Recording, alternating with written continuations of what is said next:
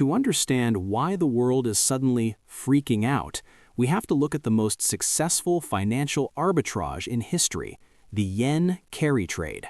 For decades, this wasn't just a strategy, it was the cheat code for institutional investors and hedge funds globally. The video uses a simplified character named Bob to explain a multi-trillion-dollar concept. Here is how the math worked in Bob's favor. The borrow. Bob goes to the Japanese markets, where interest rates are effectively 0%. He borrows a massive amount of Japanese yen. The conversion. Bob immediately converts that yen into US dollars, or USD.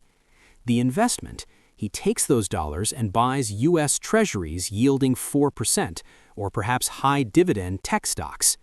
The spread.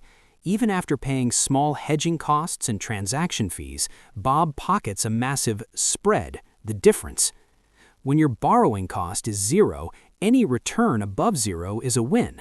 This is why the yen carry trade became the world's most crowded trade. It felt like free money with zero consequences. The impact of this trade wasn't limited to government bonds. Because the cost of capital was essentially non-existent, investors didn't stop at safe treasuries. They took that cheap Japanese liquidity and pumped it into high-growth tech stocks, fueling the massive valuations in Silicon Valley, NVIDIA, Apple, Microsoft. Emerging markets, bailing out or boosting economies in Southeast Asia and Latin America. Real estate, driving up property prices in major global hubs like New York, London, and Sydney.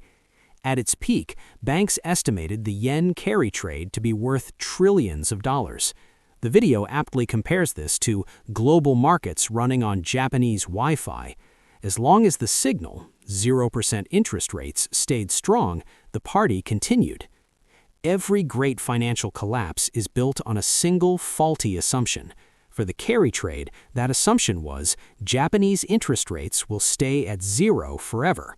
Investors believed the Bank of Japan was stuck in a permanent trap of deflation and would never dare to raise rates.